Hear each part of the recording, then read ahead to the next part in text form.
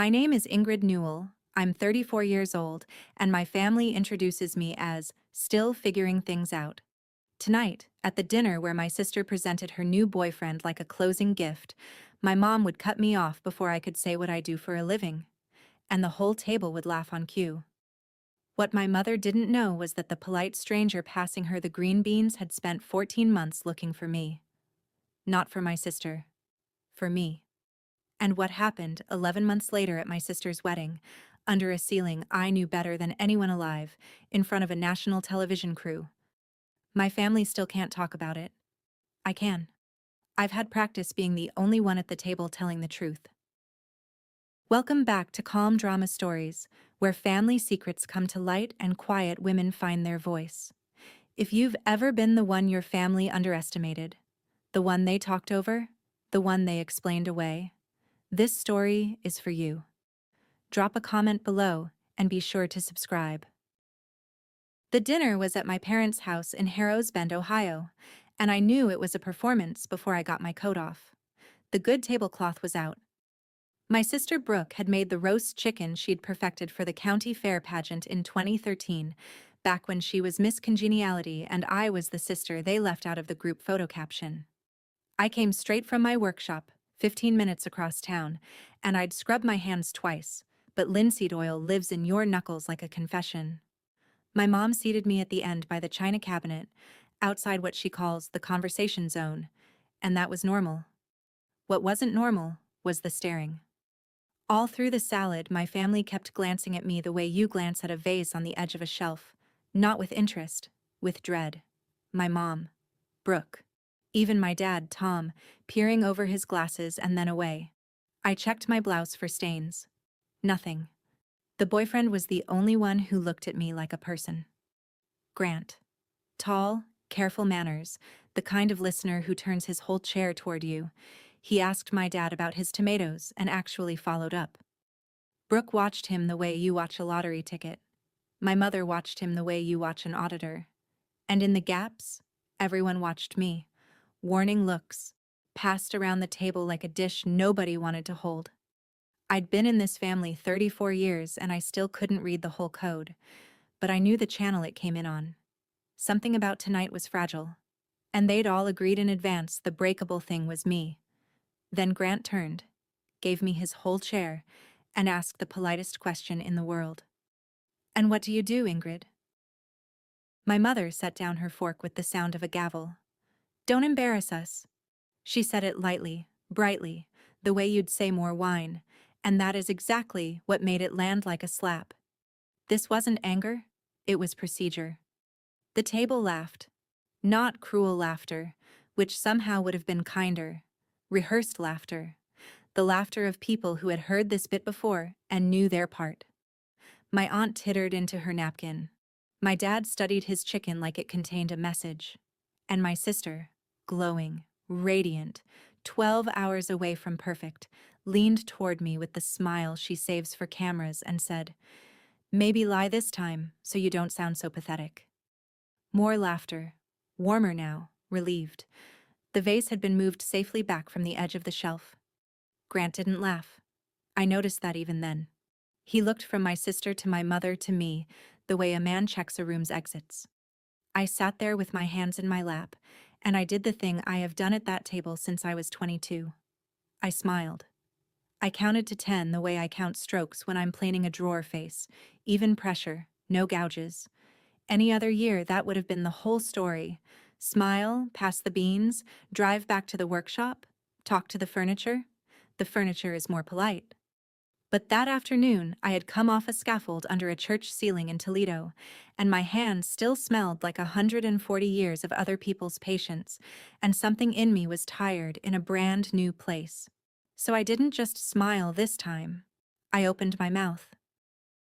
"I'm a conservator," I said, in the same voice I use to tell clients their heirloom is older than they think. "I restore things people gave up on." That was all. Both true. Level as a workbench. My mother inhaled through her nose, the sound of a correction being loaded, and pivoted to the honeymoon question she'd been saving, because in her house the way you handle a mess is you talk over it until it agrees to not exist. Brooke picked it up on cue. Portugal, maybe Italy. And the table rolled on, relieved, and I reached for the green beans, already retreating back into my usual assignment, which is being furniture myself. Except Grant hadn't moved. He was looking at me, and his glass was suspended halfway between the table and his mouth. Forgotten. And there was an expression assembling itself on his face in slow motion. He set the glass down with the care of a man diffusing something. "I'm sorry," he said, and the table kept talking. "Newell." Louder. The table quieted. Newell? Newell Conservation? Out on Millbrae Street?" I said that was my shop, yes. And Grant did something no one has ever done at that table in my honor. He laughed. One short, amazed note. And pulled out his phone. His thumbs moved. He turned the screen around. On it was a photograph of a walnut highboy, 1780s, book-matched veneer, the finish glowing like something poured. I knew it the way you know your own signature. I'd spent 5 months of my life a foot away from that piece. "You did this," Grant said. "This is our foundations. My mother has been trying to reach you for 14 months. You could hear the refrigerator hum from 2 rooms away.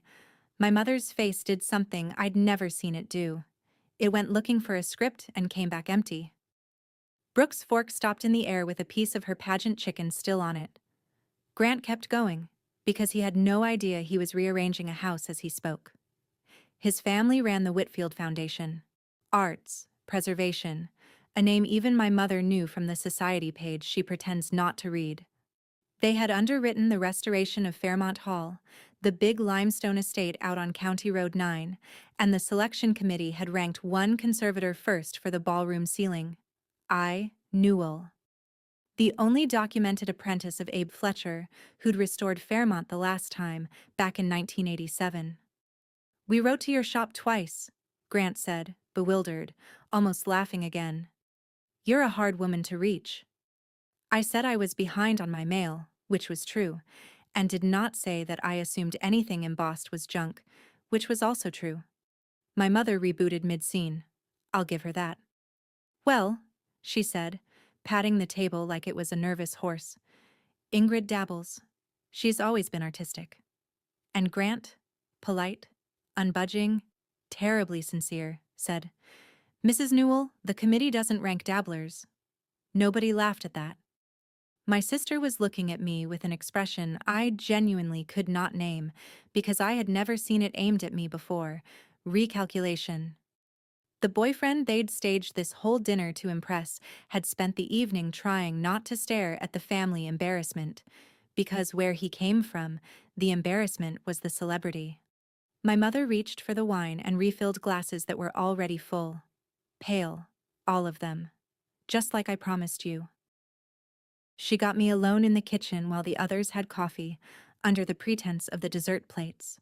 My mother has a special voice for damage control, low and administrative, the voice of a hospital billing office, which is what she ran for 26 years.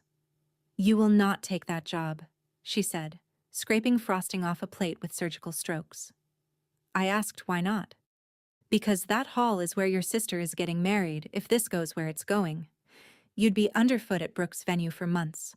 Ladders, tarps. You in coveralls, while his family walks through in suits." She rinsed the plate, set it in the rack, and looked at me. And for one strange second I saw the thing underneath the whole performance. Not contempt. Fear. Fear with 30 years of management training. "This wedding is bigger than your hobby, Ingrid. One wrong impression and people decide things about a family. That's all it takes. One."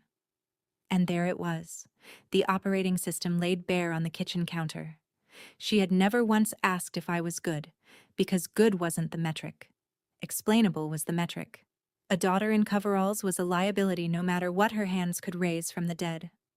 I dried my hands on her good towel and said I'd think about it, which we both knew was my polite lie, the single dialect of mine she's fluent in. I drove back to the workshop with the windows down. Above my bench, taped where Abe left it, is a yellowed card in his block printing. "Nobody claps for the glue. It holds anyway." At 11, my laptop pinged. The Fairmont Preservation Trust, formal invitation to consult. Subject line: regarding the ballroom ceiling. I read it 3 times and slept like a stone. Brooke called the next morning, half apology, half audit. She wanted to know why I'd made it weird at dinner, which is our family's phrase for telling the truth in a load-bearing location. And in the tangle of it, the staring finally got explained. They'd briefed him. Before I ever walked in, my mother had prepared Grant the way you prep a guest for a dog that bites. Ingrid is between things.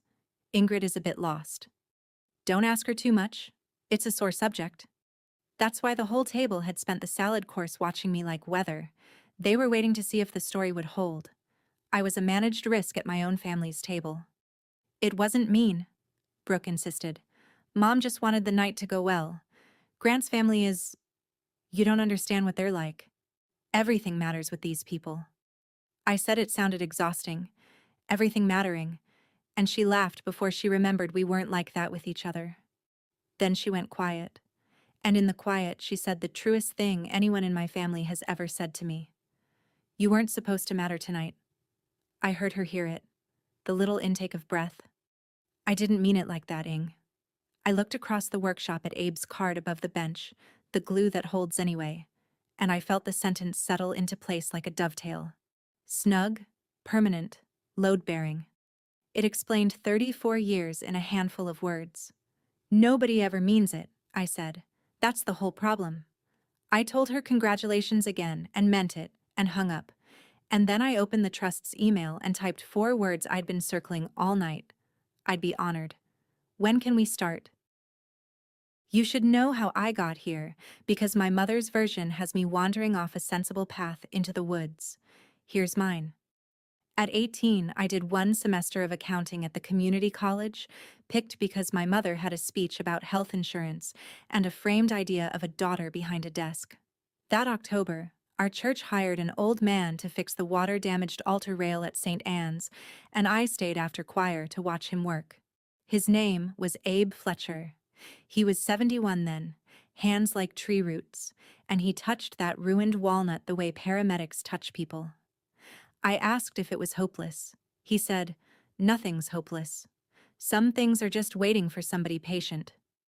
I dropped accounting by Thanksgiving, and my mother didn't speak to me for a month, which she called dignity, and I later learned to call weather. 12 years I apprenticed in this same brick storefront on Millbrae Street. Veneer, gilding, hide glue you warm like soup, the chemistry of old varnish, the ethics of it. First, do nothing you can't undo. Abe died 2 winters ago, 85, at his bench, which is the only place he'd have agreed to do it. He left me the building, the tools, and a boiler with a death rattle. I live upstairs.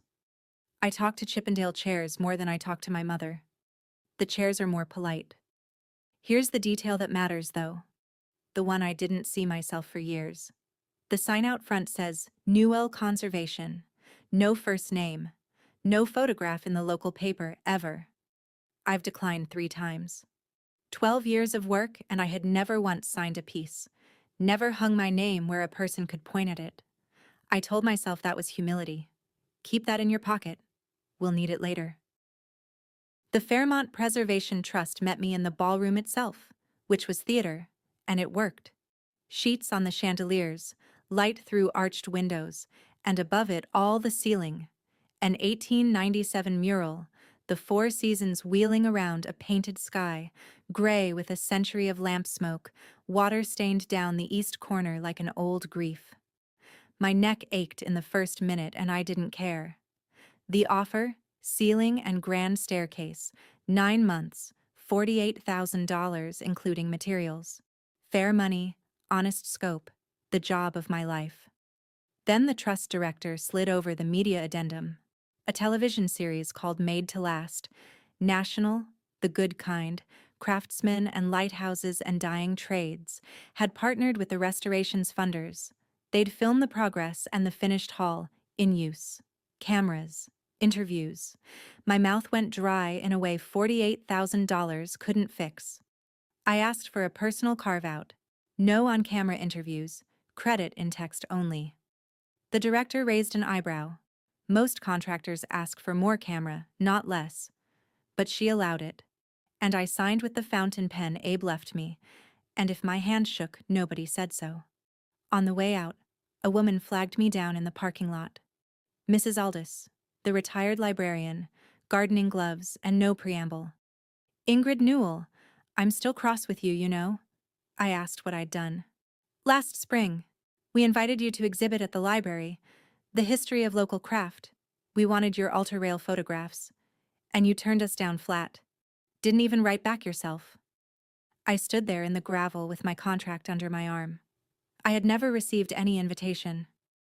Mrs. Aldous, I said slowly, who told you I turned it down? Before I tell you what she answered, you need one more piece of Abe, because he's load-bearing too. Third year of my apprenticeship, St. Anne's again, the big oak altar table this time, cracked clean across the top after a furnace flood. And I was 20 and ambitious, and I wanted to make the crack disappear. I'd planned the whole invisible repair, fillers and touch-up, a magic trick. Abe watched me lay it out, then put his root-knuckled hand flat on the split. What happened to this table? I said a flood. So it's true then, the crack. I said obviously. Then why are you about to make it lie? He showed me instead, a butterfly key, walnut against the oak, set proud where anyone could see. A little bow tie of new wood straddling the wound, stronger than the plank had ever been. People still touch it after services. The crack has held for 13 years. What he said while we clamped it is the closest thing I have to a religion. We don't hide the cracks. We make them strong enough to hold. I have applied that sentence to 1,100 objects.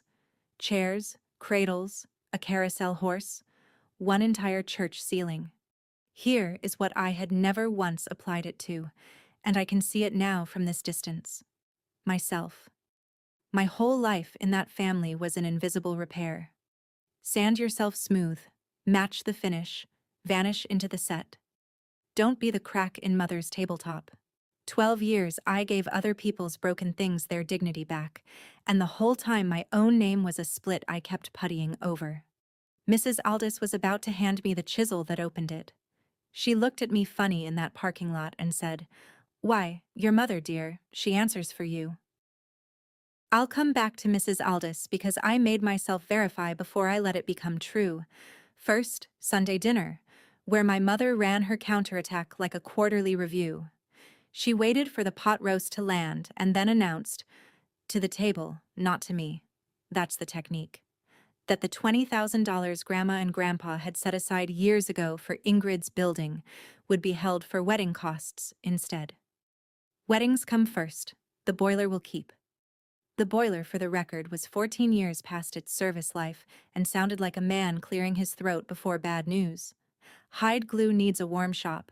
Gilding size needs a warm shop. A cold snap at the wrong hour can cloud a French polish I'd spent 60 hours building. She knew none of that and all of it. She didn't need the plumbing diagram to know where to press. And then the second barrel, delivered with a smile to the gravy. Hensley's Accounting is hiring, by the way. A real desk. Something I can say out loud at church when people ask about you. There it was again, her one commandment. Be sayable. I did not fight at the table. You don't win at her table. The table is hers. I did the math on the drive home instead. 48,000. Minus materials, minus 9 months of living. The Fairmont job would carry the shop, but not a new boiler too. So I picked up night work, French polishing dining sets for a furniture store in Toledo, 10 to 1 in the morning, 3 nights a week. Days under a painted sky, nights buffing shellac in a warehouse. You want to know what a woman's worth in my family? Check what she's allowed to freeze for. Now, Mrs. Aldous. She forwarded me the email chain that week, apologizing for the fuss, and I sat at my bench and read my own obituary in my mother's prose. The library's invitation, sent to my old contact address, my parents' house, from back when I was an apprentice and had no address of my own. And the reply, from my mother's account, polite as a sympathy card. My daughter is no longer working in this field. Please remove her from your list and do not contact her again. No longer working in this field. I checked the date. It was the same month I'd finished the carousel horse for the county museum. She'd seen it in the paper, uncredited, and asked why I wasted my light on other people's junk. Mrs. Aldis, bless her card catalog of a memory, recalled at least 2 other approaches over the years: a historical society talk, a school career day. Same address, same answering service. Each one declined in my name, kindly, finally. I want to be careful here, because it matters. I don't think my mother sat cackling in the dark. I think she truly believed she was steering a wayward daughter around potholes. Every door she closed was, in her arithmetic, one less chance for me to stand in public wearing coveralls and shame her. That's what made it worse. Malice you can argue with. Arithmetic just runs. I sat there a long time with the shop quiet around me, all those rescued objects listening, and I understood the shape of my own life for the first time. My mother didn't hide me from the world. She hid the world from me, and called it housekeeping. I didn't call her. There was no version of that call where anyone heard a crack and thought to reinforce it. Instead, I went to work under a sky somebody painted in 1897, and I started climbing. The scaffold went up in Fairmont Hall on a Tuesday in November, a steel forest with a plank deck an arm's length under heaven. The first day, I did what Abe taught me to do with any patient. I lay flat on my back on the deck, 1 arm's length from the mural, and I just looked. Up close, the 4 seasons came apart into brushwork, a swallow's wing done in 3 strokes, a harvest wagon with its wheels scumbled into motion, the painter's confidence still alive under a century of lamp smoke, and 1 long water stain bleeding down the east corner like the building had been crying about something since Prohibition. I lifted my palm and held it a few inches off the plaster, not touching. Abe's ritual. You introduce yourself first. 9 months, I told it. I've got you. And I need you to hear this next part the way it happened. Plain. No violins. While I was lying there, the venue manager walked her clipboard across the parquet below and called up through the scaffold, friendly as a doorbell. Big year coming. We're booked solid after your reveal. First events locked in already. August wedding. Newell. Whitfield party. Any relation? The scaffold did not move. I did not move. Somewhere above my face, painted January went on snowing on a painted village. My sister. Of course. Brooke wanted the finest hall in the county, and the finest hall in the county was going to be fine because of me, and nobody in my family had connected those 2 facts, because connecting them would require saying my name and the word conservator in the same sentence. Distant, I called down, which is the truest thing I've ever said through scaffolding. So there it was, the whole second half of my story, laid out like a job sheet. Every hour of the next 9 months, I would be restoring the ceiling of my sister's wedding. Quick pause, because I need to ask you something. If you ever discovered your own family was quietly closing doors you never even saw, how did you find out? And what did you do? Tell me in the comments. I read every single one. And if you're new here, subscribe. Because what my mother did when she saw my name on that contract, you should hear it from me. My mother came to the workshop in December. 34 years, and it was her first time through that door. She stood in the middle of my shop. The racked lumber, the wall of clamps, the carousel horse waiting for its museum crate, 12 years of resurrections, and she looked at none of it. She stood the way you stand in an airport lounge, coat on, purse held in both hands, a woman refusing to check her bags into my life. I'll come to it, she said, and came to it. Withdraw from the Fairmont contract. I'll give you $25,000. More than the boiler, more than Grandma's money. Consider it a business decision. I asked her to explain the business. She did, and I'll say this for my mother. When she finally shows you her ledger, she doesn't flinch. The wedding was the merger of her lifetime. A Newell marrying a Whitfield, and every variable needed managing. A sister on scaffolding at the venue was a variable. A sister in coveralls when the in-laws did their walkthrough was a variable. One wrong impression, Ingrid. People decide things about a family. I listened all the way to the end. Then I told her the truth in the only language I fully own. This one isn't reversible, Mom. First rule of my trade: never do what you can't undo. I signed. It's load-bearing now.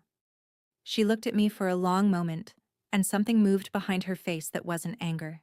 Inventory, maybe. A recount coming out wrong. At the door, she paused with her hand on the frame Abe planed by hand in 1974. Then stay off the ladders in August, she said, and was gone, and the bell over the door rang bright and stupid into the quiet. $25,000. To not exist at my sister's wedding. My dad came by 2 weeks later with a box of thumbprint cookies and a thing he needed to put down. He walked the shop slow, touched the carousel horse's mane like it might startle, and then he sat on the bench by the stove and told me about the shoes. My mother, 15 years old, St. Anne's parochial school. Her father, my grandpa Earl, I never met him, was the school janitor. 30 years of waxed hallways. And the mothers at pickup, the ones with sedans, used to do a bit when Sandra walked past. They'd drag their shoes on the floor, that squeak of a mop, just loud enough. Girls in her class picked it up. Squeak when Sandra answers in history. Squeak when Sandra wins the spelling ribbon. Her shoes had newspaper in them one whole winter, my dad said, looking at his hands. She showed me once when we were courting, and then never again. Made me swear. He took a cookie he didn't eat. The day you told her you were quitting accounting for furniture, she cried in the garage where you couldn't see. Not because she thinks the work is beneath anybody, Ing. Because she spent 40 years getting the squeak out of this family's floors, and you walked back onto the wax on purpose. We sat with that. The stove ticked. It doesn't make it right, he said finally, which was the bravest sentence of his marriage, but you should have the whole ledger. Then he asked me not to tell her he'd told me, and he went home to her, the way he always goes home to her, and I sat alone with the cookies and a brand new problem. It is so much easier to fight a villain than a wound wearing your mother's coat. The wedding invitation arrived in March. Heavy creamstock, Fairmont Hall pressed into it blind, which meant I could feel my own job under my thumb like Braille. Beautiful thing. And behind it, 2 days later, the phone call with the terms. My mother's list voice. The Whitfields would be hosting relatives from 3 states. The photographer was booked for the walkthrough. And I would attend. She was glad I'd attend, she said. And I believe she was, as Brooke's sister who was between jobs. It's simpler, Ingrid. One evening. You'll say you're between jobs. Don't embarrass us twice. Twice. I stood in my shop with the phone against my ear, looking at the wall where 12 years of other people's treasures had gotten their names back, and I want to be honest with you about the pull of it. Every family has a currency, and mine pays in one coin, being no trouble. I had been rich in it my whole life. All I had to do was stay rich one more evening. Instead, I looked at the RSVP card with its 2 little boxes and its blank line for names, and I wrote, in the good ink, in my steadiest lettering, Ingrid Newell, conservator, Fairmont Hall. Attending. No +1, no explanation. Just the truth. In a single line. I walked it to the mailbox on the corner that same hour so I couldn't reconsider, and when the lid clanged shut, it sounded exactly like a mortise chisel seating home. There are cuts you can steam out, and cuts you can't. I stood on the corner in the March wind and understood, calmly, both fully, that I had just made the second kind. My mother received the truth by mail. She did not call. Her silence had a size to it. The next months I can give you in strokes, the way the mural painter gave the swallow its wing. Winter. Night shifts at the furniture warehouse, buffing shellac until 1 in the morning, sleeping 5 hours, then up the scaffold by 8. Spring. The water stain in the east corner surrendered inch by inch. Under it, a painted harvest girl nobody had seen clearly since before my grandmother was born, came back with dirt on her feet, and a smirk the painter absolutely meant. I logged every solvent, every retouch, in the bound journal Abe kept his in. Some nights I fell asleep up there on the deck, flat under a sky that was slowly remembering it was blue. And every few weeks, the funders visited. That is how I met Vivian Whitfield, Grant's mother, chair of the foundation, a woman my mother's age who wore quiet like other people wear jewelry. First visit, she climbed the scaffold ladder in her good suit without being invited, lay down flat on the deck beside me without being asked, and studied the harvest girl for a full minute. "Sturgeon glue?" she said finally. "Isinglass for the flaking," I said. She nodded the way examiners nod. No small talk about my clothes, no translation of me for the donors. She asked about consolidants the way other people ask about weather, and listened to the answers. On her third visit, she said, conversationally, "Sealing ward. You're the bride's sister. I put it together from the trust paperwork." A pause. One brushstroke long. "Odd. Your family told us you were between jobs." I kept my eyes on January. "I'm never between jobs," I said. "Just between thank yous."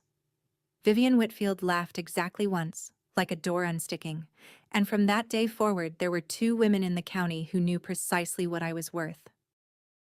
In June, the producer from Made to Last came to schedule the finale segment, a kind man with a gray ponytail and a scheduler's ruthlessness. The series wanted the hall alive, not velvet ropes, but the room doing what it was restored to do. The first event on the books after final inspection was the August wedding, and the Trust's media clause covered venue events. He was already talking crane shots. I reminded him of my carve-out. No personal interviews. He didn't argue. He did something worse. He was honest. "We'll respect that, Ms. Newell, but understand what it means. We film the ceiling either way. The story airs either way. Your name is in the trust documents and the credits. That part isn't yours to hide anymore. The only thing you control is whether the person in the story is a name on a black screen or a woman standing under her own work." He let that sit, then added gently the sentence that followed me around for a month. "In my experience, when the subject won't speak, someone else always will. Stories don't stay unnarrated, they just change narrators." I climbed back up the scaffold after he left and lay under the finished spring quadrant, and for the first time the silence up there didn't feel like sanctuary. It felt like a draft coming through a joint I'd never sealed. All my life I'd told myself invisibility was humility. But invisibility isn't a neutral act. Not really. It's a vacancy, and vacancies get filled. My mother had been narrating me for 34 years to librarians and historical societies and future in-laws, and I had held the ladder for her by saying nothing. I could keep hiding from the camera. I could not keep hiding from the name I had finally learned to sign. Brooke came to the workshop in July, 7 weeks out from the wedding, carrying fabric swatches as a passport. She had never seen the shop either. Unlike our mother, she looked, wandered the racks, touched the carousel horse, picked up a cabinet scraper and put it down like it might be loaded. "Has it always smelled like this?" "Linseed and hide glue," I said. "Since 1974. She circled a while, swatches forgotten, and then she sat on Abe's stool and came apart a little, in the contained way pageant girls are taught. "The Whitfields were lovely," she said. That was the problem. Lovely in a language she was still learning. They talked about board seats and Basel and provenance, and she'd nod and file words away to look up in the car. Mom had the wedding scheduled down to the minute, including, she laughed wetly, a family photo slot timed for when the film crew broke for dinner. "She thinks of everything." Then she looked around my shop, at 12 years of patient repairs, and said the thing she'd actually come to say. "You're lucky, Ing. Nobody expects anything from you." She meant it kindly. That's the worst part. I handed her back her swatches and said, as gently as the truth allows, "That's not luck, Brooke. That's a sentence. I've just finished serving it." She left with wet eyes and perfect posture, and at the door she stopped. And for a second I saw the 8-year-old who used to hide in my room when our mother's disappointment went looking for a target. "The film crew," she said. "Mom got their dinner break in writing. She planned around you, Ingrid. She always plans around you." The door closed. The bell rang. 7 weeks out, and both of us finally knew the seating chart. We struck the scaffold on the first Friday in August, and Fairmont Hall got its sky back. I wish I could hand you what the room did that evening. Late sun through the arched windows, and 129 years of lamp smoke gone, and the four seasons wheeling overhead in the colors the painter mixed the year my great-grandparents were children. The trust director stood in the middle of the parquet and forgot to finish her sentence. The inspection passed without a note. And then 2 men from the trust did something I hadn't requested and couldn't prevent. They mounted a small bronze plaque by the ballroom door, per foundation policy, the same policy that credits architects and dead painters. Ceiling and staircase restoration, I, Newell and Studio, 2026, 4 inches of metal. My name, in public, at the scale of 2 fingers. I stood in front of it longer than I will admit to you, and I thought about a sign with no first name, and a career of last pages, and I felt the plaque doing something no therapy had managed. It made the work exist in the same world as me. That's when I heard heels on parquet. My mother, with the wedding planner, doing their walkthrough. She saw me, saw the plaque, and read it the way you'd read a lab result. For a moment, nothing on her face moved at all. Then she turned to the planner with her hostess smile and said, indicating the doorway, indicating my name, "A potted fern would soften this corner, don't you think? Something tall." The planner made a note. My mother walked on into the sunlit hall her daughter had raised from the dead, trailing a to-do list, planning her fern. The night before the wedding, I had a legitimate reason to be in the hall. Final humidity check, contractor's privilege. And I used it the way people use churches after hours. The maintenance deck rolls along the cornice. I lay on it one last time, a foot under my finished sky, and I talk to the ceiling the way I used to talk to Abe, which is to say, quietly, and expecting better answers than I deserve. Tomorrow the room would be full of Whitfields and Lilies and a film crew, and somewhere in the middle of it, my family's version of me and my own version were going to occupy the same 100 feet of parquet for the first time. "We don't hide the cracks," I said to Painted January. "We make them strong enough to hold." So I set my terms, plainly, the way you set a clamp.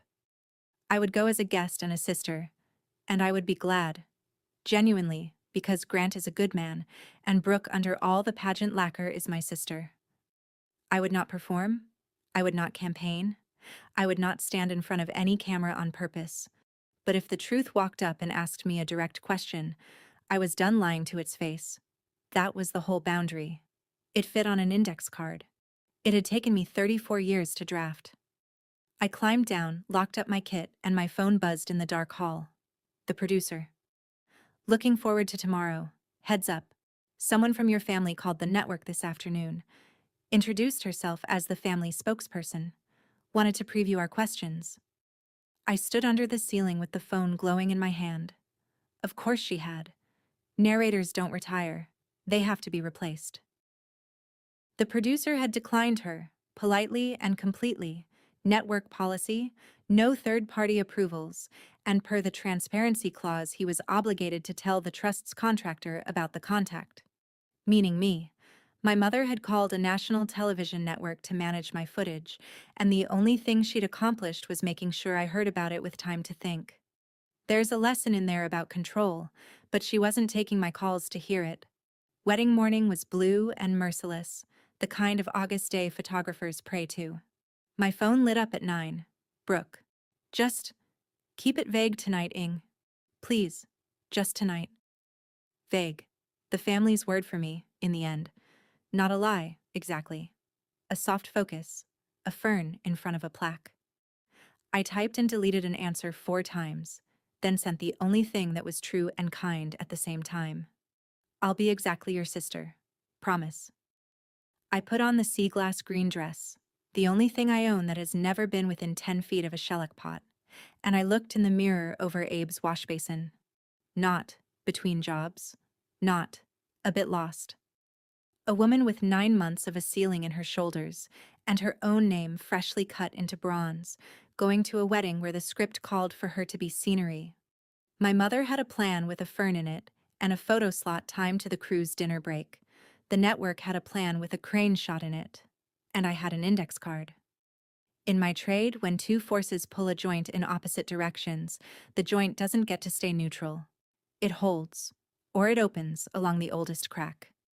I drove to my sister's wedding to find out which I was. One question, while the guests are being seated. If stepping into the light would cost you the only version of your family that was ever kind to you, do you still step in? Answer me honestly, down in the comments, because in about 10 minutes of this story, that question stopped being hypothetical for me, in front of 180 people. Here's what I'll say about my sister's wedding, and I say it without a gram of irony. It was beautiful. The hall was drowning in white lilies, the quartet was good, and when Brooke came down the grand staircase, my staircase, every baluster of which I had cradled like a patient, even I forgot the staircase. She was radiant, and Grant looked at her the way Abe used to look at unrestorable pieces that got restored anyway, and I cried actual tears into an actual monogrammed napkin, because she is my sister, and I am not made of shellac. My mother ran the event like a conductor, and I'll give her this forever. She was magnificent. Every transition greased, every great aunt shepherded, every variable managed, almost every variable. Because through the ceremony and into the reception, quietly, on long lenses from the gallery, the made-to-last crew was filming the room being alive. And the room, my room, was performing over all our heads. Guests kept looking up. You could watch it travel table to table, the little upward drift of chins, Whitfield cousins from 3 states asking each other who, and somewhere behind the cake table there was now a bare bronze plaque. Because at 4 that afternoon, I'd been told, a woman from the trust had moved a potted fern and asked the venue manager, in writing, that it stay moved. Vivian Whitfield raised her champagne to me across 40 feet of parquet, a toast the size of a secret. And I watched the producer notice that toast, track it back to me, and check his watch against the light.